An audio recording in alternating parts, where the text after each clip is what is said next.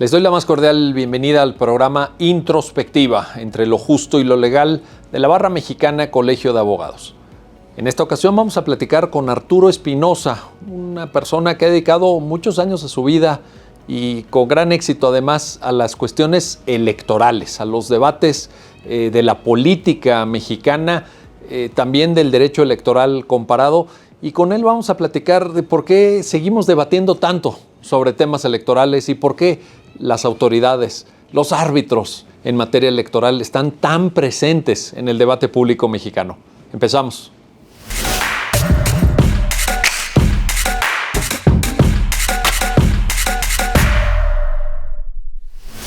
Bienvenidas y bienvenidos a Introspectiva, entre lo justo y lo legal, programa de la Barra Mexicana Colegio de Abogados. Vamos a platicar en esta ocasión con Arturo Espinosa, un especialista, un experto, gente que sabe de derecho electoral. Arturo Espinosa Silis. Es licenciado y maestro en Derecho, con especialidad en Justicia Electoral y Derecho Electoral, así como estudios en Argumentación Jurídica, Análisis Político y Alta Dirección de Empresas. Actualmente dirige Estrategia Electoral, consultoría especializada en temas de derecho electoral y laboratorio de reflexión permanente sobre temas electorales y de democracia. Laboró en la Sala Superior del Tribunal Electoral del Poder Judicial de la Federación. Ha sido profesor de licenciatura y posgrado en diferentes universidades nacionales e internacionales. Ha impartido cursos y conferencias en universidades, institutos electorales locales y partidos políticos. También cuenta con diversas publicaciones en libros y revistas sobre temas electorales y de democracia, además de participar en medios de comunicación como comentarista. Ha participado en misiones de observación electoral como especialista en justicia electoral y es miembro de la Barra Mexicana Colegio de Abogados, en donde coordina la Comisión de Derecho Electoral. Arturo, qué gusto. Bienvenido al programa. Miguel, me da muchísimo gusto estar contigo y poder platicar el día de hoy. Qué amable. Oye, pues lo primero, tú como estudioso, como especialista en derecho electoral, ¿por qué seguimos hablando tanto de derecho electoral? Es como, déjame hacerte un símil futbolístico, es como si en la narración de un partido de fútbol habláramos del árbitro y no del delantero, del portero, de quién está sobre el terreno, qué tal estuvo el pase. El derecho electoral, las autoridades electorales, qué resolvió el tribunal, siguen copando una parte de la actualidad del debate público mexicano. ¿Por qué, Arturo? A ver, yo creo que pusiste un muy buen ejemplo, ¿no? El fútbol. Lo electoral va de la mano de lo político. O sea, es una mancuerna. De hecho, son derechos político-electorales. La materia es político-electoral. A mí me parece que la política y el fútbol son muy parecidos. A la hora de las elecciones, a la hora del mundial, todos somos expertos en eso, ¿no? O sea, todos somos directores técnicos, sabemos en dónde estuvo el cambio en el que se equivocó, cuál es la alineación ideal y quiénes son los jugadores no convocados que deberían de estar ahí. En temas políticos también pasa lo mismo, ¿no? Todos sabemos qué es lo que se tiene que hacer, cuáles son los errores, quién está bien, quién está mal. Entonces, es una materia muy viva en ese sentido. Y también parecido al fútbol, levanta muchas pasiones, es muy pasional, ¿no? Que cada quien tiene su corazoncito, sus gustos, sus tendencias, su ideología. Entonces, y como lo electoral va de la mano de lo político, me parece que siempre está ahí en el centro del debate. Ahora, particularmente en México, yo creo que yo le llamo una obsesión con lo electoral. Si te fijas... Muy bien definido, muy bien definido. Exactamente. Frecuentemente hay reformas electorales. Sí. Me parece que la materia electoral es la más reformada en la historia. ¿Hace cuánto no se discute una reforma a lo penal, a lo civil, a lo mercantil? Una reforma... No. Y reformas electorales prácticamente cada 6 años. Y cuando no se discute cada 6 años, la discusión es ¿por qué no hay reforma? Por ejemplo, si te pones a ver en temas de la Suprema Corte de Justicia, la materia que más acciones de inconstitucionalidad ha presentado es la electoral. Correcto. Entonces son temas, por un lado, polémicos, son temas que generan muchas pasiones, y por el otro lado es una materia que, aunque muchos podríamos pensar que solo cada 3 años se reaviva, es una materia que está todos los días en la conversación pública. Lo político y lo electoral van de la mano. Muchas decisiones políticas se toman en función de estrategias electorales, muchas acciones electorales repercuten en lo político. Y además, si a esto le sumas que tenemos autoridades electorales como el INE y como el Tribunal, que no solo son fuertes, no solo tienen una amplia legitimidad, sino que además en muchos momentos son polémicas, ya sea por sus decisiones o ya sea por el contrapeso que implican respecto al ejercicio del poder. Entonces yo creo que todo esto hace que sea una materia en la que se habla mucho más frecuentemente que cualquier otro o que el común en otros países a lo mejor. Oye, y esto, te pregunto, Arturo, ¿tiene que ver con el modelo que elegimos para regular en términos de competencias electorales la contienda por el poder? Porque pues tenemos, tú mismo lo acabas de decir, un INE y el modelo previo de IFE muy fuerte, con muchas atribuciones, con muchas responsabilidades, incluyendo el registro federal electoral, la expedición de la credencial para votar con fotografía, el tema mediático también, el gasto público, la financiación de las contiendas electorales. Caramba, eso hace que la autoridad esté ahí omnipresente, siempre decidiendo, siempre supervisando. A ver, yo creo que sin duda tenemos un modelo electoral sumamente robusto en cuanto a regulación, ¿no? Me parece, casi me atrevería a decir que somos el país del mundo con más legislación en la materia. Hace algunos años el INE le pidió a la Comisión de Venecia, que es parte del Consejo de Europa y ve los temas democráticos electorales, una opinión sobre la legislación electoral mexicana. Y ya que emitió la opinión, yo la empecé a leer y me generó mucha curiosidad cómo empiezan. Decían, la legislación electoral mexicana probablemente sea la más completa del mundo, pero a su vez la más compleja del mundo, ¿no? Porque si tú llegas, yo en algunas veces he ido de observador electoral con la OEA a otros países, ¿no? Entonces llegas y a ver qué es lo que hay que estudiar en temas de justicia electoral, y te dan la Constitución, te dan un par de leyes y te dan 3 sentencias, ¿no?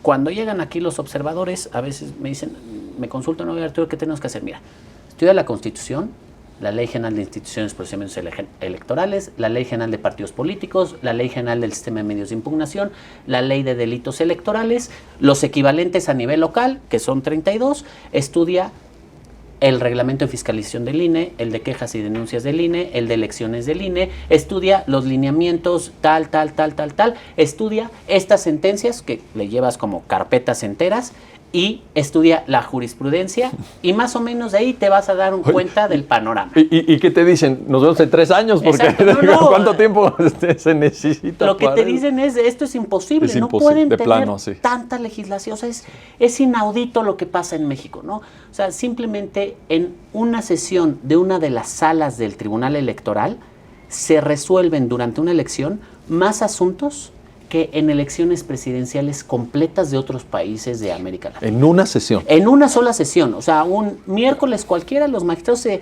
emiten más sentencias que todas las que emitió el Jurado Nacional de Elecciones para la elección de Perú del año pasado. O sea, algo así, ¿no? Pero eso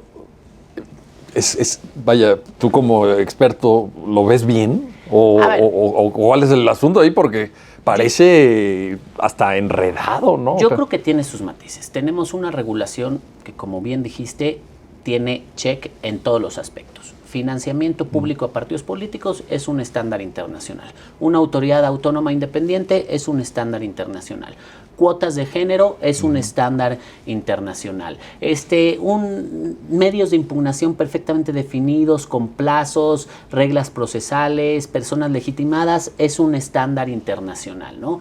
Regulación para que los servidores públicos intervengan o no durante los procesos electorales es un estándar internacional. O sea, tenemos una regulación que es perfecta, pero también que a veces es excesiva y genera 2 fenómenos. Uno, genera que haya poco debate y poco intercambio. En una elección debería de haber total apertura para el debate, para el intercambio. Para que se digan lo bueno y hasta lo malo. Exacto, también, ¿no? Si tú sigues las campañas electorales en Estados Unidos, bueno, se tiran con sí. todo y los promocionales van con todo, sí. y son a veces hasta agresivos, y allá pues todo es válido, ¿sí? Todo es válido con tal de informar.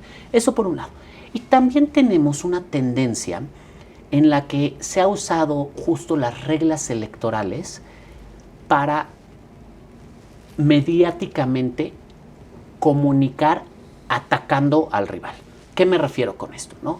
Cualquier cosa que haga en la competencia de las elecciones, ya presentamos quejas, claro. ya presentamos denuncias. Y ya se presenta en el debate mediático como que el otro claro, es violador. Se usa para una narrativa. Sí, sí. Si tú después le das seguimiento, nadie peló esas quejas, Sí, nadie peló esas denuncias, pero en el momento se usa para la narrativa de comunicación de una campaña o de un partido político. Fíjate, todo el tiempo presentamos, denunciamos ante el INE tal, oye, pero no es competente. Presentamos una denuncia ante la FEPADE, oye, pero eso no es un delito electoral. Eso es algo, hay una hiperjudicialización de la materia electoral. Y también queremos que todo sea electoral. A veces cualquier cosa, y que se sigan asumiendo competencias desde lo electoral, lo cual habría que ver con cierta cautela. Inclusive, o sea, si llegamos al extremo, acuérdate en la elección de 2012, la elección presidencial, esta conferencia de prensa que dieron con tarjetas atrás y demás, al final no pasó nada. Yo me acuerdo en ese entonces, yo trabajaba en el tribunal, cuando llegó al tribunal un camión con las pruebas del fraude electoral y se bajaron puerquitos y gallinas. Sí, todo se usa más mediáticamente. Entonces, eso en ocasiones hace que pues esté ahí mediáticamente en la conversación, que sea parte, pero que nuestro sistema sea complejo en ese sentido, porque no todo puede ser electoral, no todo se podría impugnar, no todo puede estar previsto en las reglas, ¿no? A veces queremos sobreregular. La materia electoral me parece que está sobreregulada, y esto lo hace tan compleja, y también esto hace que quiera intervenir en todos los aspectos de la vida nacional pública de este país. Te planteo un tema que está subyaciendo probablemente esta sobreregulación, tú nos lo explicarás, el papel de los partidos políticos. Los partidos políticos se han conducido con lealtad, déjame usar este término, quizá equívoco, hacia el sistema, porque con partidos políticos, voy a usar un término de otro contexto de Noam Chomsky, partidos políticos canallas, pues se requiere una regulación muy fuerte, ¿no? O son partidos políticos que se adhieren a una lógica del debate democrático, que propugnan por una igualdad de acceso a cargos públicos, que no requieren que les fije la ley cuotas porque ellos mismos promueven a las mujeres. Los partidos, ¿cómo han actuado respecto al sistema electoral y a esta regulación? A ver, a mí me parece que los partidos han perdido su esencia, ¿no? En general, y si tú ves los sondeos de opinión y demás, los partidos no gustan. No. La gente no quiere a los partidos, no tienen legitimación entre la ciudadanía, están muy alejados de los partidos. Cuando en realidad para una democracia los partidos son necesarios. No hay democracia sin partidos políticos, y yo lo describo así. Los cargos de elección popular, una vez que se ejercen, es el poder, es ejercer el poder. La ciudadanía es quien decide quién ejerce el poder. El vínculo entre el ejercicio del poder y la ciudadanía son los partidos políticos. Sí. Punto. ¿Puede haber candidaturas independientes? Sí, pero funcionan muy acotadamente. Muy acotadamente. Los partidos políticos son este gran vínculo. Y los partidos políticos han perdido esta esencia de ser el vínculo ciudadano. Dime hoy en día quién le gusta siquiera abiertamente decir su preferencia política. En general no nos gusta decirlo, mucho menos pensar en afiliarte a un partido político o pensar en participar activamente dentro de un partido político. Mínimamente, ¿no? No sé, ¿tienes medidos? Es muy marginal. Mira, yo creo que entre todos los partidos políticos no llegan a más de 2 millones de habitantes, ¿eh? Somos 130. Wow. En el país. No estás hablando de, vaya, ni un 1%. Nada, no, ni siquiera el 1% del padrón electoral. Ni del padrón electoral. Del padrón electoral, ¿no? Pues, o sea, son realmente muy poquitos. Hace poquito el INE justo hizo una depuración de los padrones de los partidos políticos, una revisión. Había partidos como el PRI y el PRD que decían que tenían 3, 5 millones de afiliados. La verdad es que no es cierto, ¿no? A lo mejor a lo largo de su historia los han tenido, pero no los tenían. Entonces, los partidos han perdido este vínculo y se han vuelto organizaciones cupulares de toma de decisiones de quien está en ese momento en el poder, que lo único que ven es justo que administran estos pequeños espacios de poder. De repente crecen y tienen más cuotas y de repente se reducen y tienen menos cuotas, ¿no? Y eso es lo que hacen y se dividen entre ellos estos espacios que se van repartiendo entre un grupo de cuates y el que logra escalar y llegar ahí o representar otro factor de poder. Entonces yo creo que los partidos han perdido esta esencia en la cual son los representantes, los canalizadores de las demandas, inclusive del descontento ciudadano. Hoy en día nadie nos sentimos en ese sentido afines a ningún partido político. Así que salgas a la calle a presumirle a tus vecinos que tienes amigos en tal partido o que militas en tal partido, casi hasta te da pena, ¿no? Casi No, si te fijas en otros países, democracias más desarrolladas, así, uno de los principales detonadores de conversación es a qué partido perteneces o con qué partido te identificas. ¿Eres demócrata o eres republicano? ¿Eres conservador? ¿Eres laborista? Y aquí en México, no, incluso de partidos mejor no hablamos. Es de mala educación hablar de política en la mesa, ¿verdad? Exactamente, así es. Oye, te planteo otro tema. ¿Qué tanto esto influye o se ve de alguna forma afectado por el modelo de financiamiento? Porque de pronto puede parecer muy atractivo. Tú lo dijiste así, ¿no? Unos cuates que se reparten el poder y se reparten las candidaturas y obviamente luego llegan algunos, no todos, pero algunos llegan a cargos de elección popular. Pero debajo hay cientos de millones de pesos o miles de millones de pesos en juego. El modelo de financiamiento abona a este juego quizá no de mucha lealtad democrática por parte de todos o de algunos partidos. A ver, yo creo que hay dos perspectivas desde las que hay que ver esto, ¿no? Por un lado, el costo hoy en día de las elecciones y de lo que implican las estructuras partidistas y las campañas. Un partido tiene que tener una estructura permanente en todo el país para poder tener, digamos, esta presencia. Lo cierto es que si te pones a analizar, solamente tenemos en el país 2 partidos con presencia nacional, ¿no? Los demás tienen presencia regional porque en algunas entidades del país ni siquiera pintan, o sea, no tienen ni estructura. ¿Dirías 2? Yo digo que 2. Morena y... A mí me parece Morena y el PRI son los únicos que tienen esta presencia nacional. El PAN no lo... El PAN hay estados en donde no pinta, o sea, el PAN en Guerrero no pinta, el PAN en Chiapas no pinta, correcto. El PAN en Tabasco no pinta, o sea, pero su votación es muy marginal. ¿Tendrían estructura? ¿O? Pues yo creo que su estructura es la mínima indispensable, porque incluso en algunos de ellos, ahorita en Guerrero, en la última elección, volvieron a recuperar su acreditación, pero la elección anterior la habían perdido, es decir, ni el 3% de los votos habían obtenido. Entonces sí son entidades en donde su votación es mínima, o sea, prácticamente no existe su votación. Correcto. El PRI y Morena son los dos que mantienen una votación más en los niveles, digamos, con cierta presencia y cierta competitividad. Morena mucho más claramente que el PRI. Como estructura nacional. Como estructura nacional, correcto. Así es. Entonces tienen que mantener esto, entonces se necesita dinero. Y sin duda las campañas no son baratas, y eso no es en México, en el mundo, ¿no? Correcto. O sea, hoy en día que una persona se dé a conocer, se promueva, llegue a toda la ciudadanía es complicado y eso es caro. Pero en esta lógica, eso es inapelable, coincido 100%, pero ¿por qué el modelo premia a un financiamiento público pues asegurado y te vaya como te vaya, pues tú recibiste tu dinerito, claro. Si te va bien obviamente el próximo año vas a recibir más, pero fíjate el modelo, o sea, el modelo también es hacia... Es que... Yo creo que el modelo en ese sentido es un modelo un poco perverso, porque otra de las cosas que hay que decir es México es de los países más generosos en cuanto a financiamiento de prerrogativas en el mundo. Fíjate. En México los partidos políticos tienen derecho a financiamiento ordinario, es decir, para la vida diaria del partido, financiamiento de campaña adicional. Correcto. Durante las campañas, a tiempos de radio y televisión.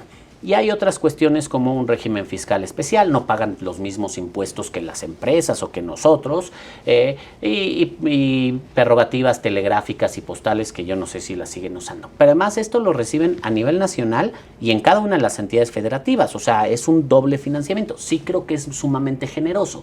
En algún momento se usaba que los partidos políticos cobraban cuotas a sus militancias, ¿sí? Y cuotas a quienes llegaban a un cargo de elección popular a través de sus filas. Hoy en día prácticamente ningún partido político hace eso. Pues es que ya no lo requiere o a lo mejor ya no lo que puede lograr es Pero además pequeño. eso te genera un doble vínculo. Si tú quieres pertenecer a algún club o alguna asociación y te piden una cuota, ok, pero entonces yo quiero tener una participación más activa, Claro. formar parte de las decisiones y demás. Estaba pensando en un símil con el sindicalismo. ¿Te suena? Ah, La cuota sí, sindical, ¿no? La cuota sindical, y el punto es, me conviene, el sindicato me está protegiendo, yo voy a tomar parte de las decisiones, si no me protege, entonces cambio de líder sindical.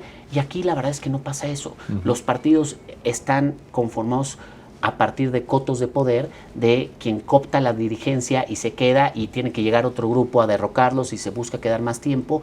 Las decisiones en las candidaturas son iguales, y entonces a los partidos, por un lado, no les interesa además hacer el esfuerzo de estar cobrando cuotas. Correcto. ¿No? Tampoco les interesa generar ese vínculo, porque entonces después les van a exigir derechos, cargos, participación en la vida diaria del partido. O sea, como debe ser. Como debe de ser, exactamente. Por eso te digo que a mí me parece que los partidos se han ido desvinculando de la ciudadanía, sí, y han ido abriendo cada vez una brecha más grande en ese sentido, todos, ¿eh? ¿Y por qué no se arregla? No, tampoco veo a nadie empujando en ese sentido. Nuevamente porque no les interesa, porque me parece que eso implicaría reconocer derechos y reconocer participaciones que a los partidos no les interesa. Pero ese es un gran pendiente, o sea, no estamos hablando de una cosa menor. Estoy de acuerdo, pero pongámonos a pensar, o sea, lo que tienen los partidos para repartir, ¿no? Tienen dirigencias nacionales y estatales. Las dirigencias, en el mejor de los casos, le pertenecen a, o sea, digamos, ocupan los cargos de dirigencia 10 personas, hay un presidente nacional y un órgano colegiado, 10 personas, 20 en el mejor de los casos tienen estos cargos. Tienen además algunos gobiernos y cargos de elección popular, ¿no? O cargos públicos, depende si eres gobierno o no. Pero esto abarca, ¿qué te gusta? En el mejor de los casos, que un partido político pueda, a su militancia, 1,000 cargos, sí, 1,500 cargos. Los partidos políticos mínimo deben de tener 235,000 militantes. Correcto. Mínimo 235,000 militantes. Si a eso quieres incrementar la militancia y tener más, ¿cómo vas a tener contentos a tantos militantes? Sí, te van a quitar tus pequeños cotos de poder. Entonces, pues presidente solo puede haber uno, ¿no? Consejeros nacionales solo puede haber 10, 50. Pero esa incapacidad de generar una militancia activa, una militancia involucrada, ¿por qué, déjame usar este término, se lo facturan a la sociedad? Es decir, yo como contribuyente, ¿por qué diablos tengo que destinar una parte de los impuestos a sufragar este coto de poder y esta lucha entre unos cuantos que tampoco representan opciones ideológicas claras? Porque tú citaste el caso de Reino Unido, ¿no? Conservadores, los laboristas, sí. Estados Unidos, republicanos, demócratas. Pero aquí, dice uno, ¿dónde está cada quien? Híjole. Es que además esa es otra, los partidos no tienen una ideología clara. O sea, aquí no, o sea, aunque ellos se identifican de derecha, de centro, de izquierda. Pero muy... Exacto, a la hora de que ves sus propuestas, sus planteamientos, o sea, tú velo en Estados Unidos, republicanos y demócratas, ¿no? Los republicanos constantemente dicen no más impuestos. Claro, los demócratas constantemente dicen más impuestos, pero además para los más ricos, ¿no? Más programas sociales. Los republicanos dicen menos programas. Y eso es una constante, y si alguien se atreve a cambiarlo, entonces pues deja de ser de ese partido político. Totalmente. Porque no estás defendiendo la ideología. Aquí la verdad es que no pasa eso, y inclusive lo vemos con las famosas coaliciones, partidos políticos de ideología diferente, sí, de repente van con un mismo fin. Sin que les importe en lo más mínimo. Sin que les importe, porque aquí justamente, fíjate, ese es uno de los defectos de nuestra electoralización del país. Pensamos más en las reglas de acceso al poder que en las de ejercicio al poder. Sí. O sea, estamos obsesionados en cómo llegar al poder, sí, y no nos sentamos o nos detenemos a pensar cómo ejercer ese poder. Oye, ¿y eso no nos lleva al principio de este programa, al principio de esa pregunta de por qué el derecho electoral está tan presente? Porque efectivamente luego ya llegan al poder y a veces, bueno, los resultados... Claro. A ver, y ahí hay que entender otra cosa, Miguel, creo. Somos una democracia relativamente joven, ¿no? O sea, de ser un país independiente tenemos 200 años, un poco más. Pero ser un país realmente democrático no tenemos más de 50 años. Correcto. ¿no? O sea, menos, a lo mejor hasta menos. ¿no? Yo cuento a partir de la reforma de 1977 que se empezó a abrir un poco el sistema electoral. En términos de pluralismo, sí, pero Exacto, de democratización del país. Democratización del país, a lo mejor 97, Correcto. 88, habría Correcto. creo que cada quien lo delimita Sí. en momentos diferentes. Pero no tenemos mucho tiempo. Estados Unidos, los países europeos llevan 200 años o más siendo democracias, con ajustes, con vaivenes y demás. Nosotros no tenemos eso. Entonces, yo lo que veo es, nosotros somos como ni siquiera un adolescente, ¿no? Somos como un niño, que ahorita estamos obsesionados con un juguete que nos acaban de dar y que pues que queremos, o sea, nos presentaron el Nintendo, ¿no? Entonces queremos todo. Oye, pero un Nintendo que cuesta Exacto. miles de millones de pesos cada año, ¿eh? Un Nintendo bastante caro, un pero Nintendo pues caro. estamos obsesionados con el Nintendo y no hemos visto que pues hay más allá del Nintendo otras cosas que podemos hacer. Entonces yo creo que también eso nos pasa, ¿no? Ahorita estamos como obsesionados con estas reglas de acceso al poder y de decir cómo y además tenemos esta tendencia, cómo buscamos cargarla siempre a nuestro favor, ¿no? O sea, no nos damos cuenta. Y ahí está el tema de la lealtad, también de decir, oye, yo reconozco al otro como un jugador legítimo en el escenario. No voy a partirle la cara o a intentar anularlo. O sea. Yo creo que ahí nos falta entender y aprender los valores democráticos, ¿no? Perfectamente. El reconocimiento de la derrota, Por ejemplo. Estos valores universales que aplican, ¿no? Pues, a ver, lo decíamos hace rato, no nos gusta hablar de política. La tolerancia a la diferencia de opiniones. Claro. No nos gusta hablar de política porque si tú piensas distinto a mí me enojo y me paro y me voy y ya no. Oye, es válido que tú pienses de una manera y yo piense de otra manera. Y es válido externarlo. Y vamos a intentar convencernos, ¿no? Pero de buenas. Vaya. Y va a haber un punto en el que, o sea, un demócrata difícilmente va a convencer a un republicano. Externarán sus puntos de vista, sus visiones, a lo mejor lograrán coincidir en algunas, pero en otras van a decir, pues es que yo lo veo así, pues yo lo veo así, bueno, pues es muy respetable. Que gane el mejor y listo. Y el disenso es un valor y la tolerancia es un valor democrático. Entonces, yo creo que en ese sentido nos faltan. Y ahí te voy a decir, una de las cosas que también nos falta, y esto es respecto a los partidos políticos, esta lealtad a la ideología. Porque hoy lo que vemos es que, y por eso tampoco hay este vínculo con los partidos. Un candidato o candidata que hace 6 años no logró serlo, no logró el triunfo por un partido, ahora va por el otro, tampoco lo logra, lo deja, va por el otro, y va viendo... Hay ejemplos de que es hasta de 5 partidos. Claro, y va viendo a ver quién le ofrece algo que le sea atractivo, ¿no? Entonces... Tampoco el chapulineo, lo vemos de esta manera. El llamado chapulineo, pero que además muchas veces ni siquiera llegan a los cargos de elección popular. Nosotros hablamos del chapulineo en los cargos de elección popular. Hay que verlo respecto a las candidaturas, ¿no? O sea, hay gente que dice, oye, hace 3 años y hay veces que en elecciones, digamos, seguidas de año a año, de un año a otro van cambiando de partido y vas diciendo, oye, ¿cómo? Fuiste candidato a gobernador por tal partido, ahora eres presidente municipal por otro, tampoco lo lograste, ahora es candidato a diputado por este otro, o sea, es el que se ofrezca, ¿no? Pero eso es un mercado también. Es un poco este dicho, ¿no? Dime cómo piensas y te diré qué valores tengo yo. O sea, digamos, es un tema de congruencia totalmente en ese sentido. Y creo que ahí, por eso digo que somos todavía una democracia joven en ese sentido, que creo que se tiene que ir asentando. Y mucho por aprender. Sin duda. Te planteo, Arturo, una última pregunta. Si te estuvieran escuchando y te pudieras dirigir a gente que estudia Derecho, que optó por la carrera y que ya sabes que en la carrera a veces pues dices, ¿a qué me voy a dedicar? Voy a ser penalista, laboralista, fiscalía, en fin.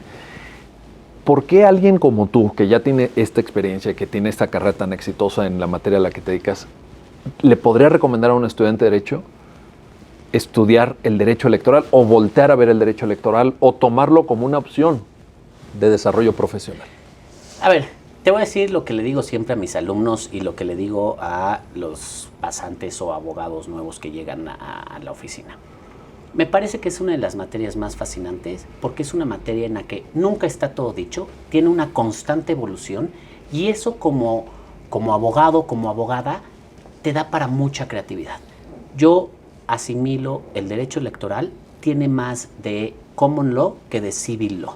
Aunque tenemos este gran marco regulatorio que ahí está, los precedentes, los casos, el día a día es lo que va definiendo. Y siempre hay un criterio nuevo, un precedente, una línea jurisprudencial, una interpretación que lo hace sumamente dinámico. Entonces, es una materia que te permite como abogado, como jurista, mucha creatividad, requiere mucho estudio, requiere una constante actualización y te vuelve muy dinámico. Te hace pensar en clave jurídica constantemente, porque además muchas de estas estrategias jurídicas sirven mucho para las estrategias de campaña, ¿no? Entonces lo hace muy emocionante y además su impacto, el impacto de las determinaciones jurídicas se ve en la vida pública muchas veces, ¿no? Entonces eso, a mi parecer, la hace fascinante. ¿Para bien y para mal se ve en la vida pública? Para bien y para mal. Ahí ya dependerá qué tipo de abogado seas, o sea pero que sin duda. si te dedicas al derecho electoral, ¿nunca te aburres? Nunca te aburres. La verdad es que no, es una materia y siempre vives esta adrenalina. Yo lo que digo, los que nos dedicamos a esta materia a veces hasta somos masoquistas porque nos gusta vivir así en adrenalina, al filo de la silla, porque todos los días pasan cosas diferentes y cosas nuevas y todos los días tienes que estar trabajando de manera muy ingeniosa. Mil gracias, Arturo. Gracias por esta conversación. Miguel, un placer. Y gracias a usted por hacer posible este programa Introspectiva de la Barra Mexicana Colegio de Abogados. Hasta pronto. Pues ya lo han visto, ya lo han escuchado. Mucho por estudiar, mucho por analizar, mucho por comprender este derecho electoral mexicano que, como lo acaban de escuchar de parte de nuestro invitado, Arturo Espinosa Silis, pues está sobreregulado. No está fácil entender las reglas electorales, pero eso supone también grandes áreas de oportunidad para el desarrollo profesional de abogadas y de abogados en México. Ahí queda esta oportunidad para quienes la quieran aprovechar y les mandamos un saludo agradeciendo el favor de su atención a Introspectiva, programa de la Barra Mexicana, Colegio de Abogados.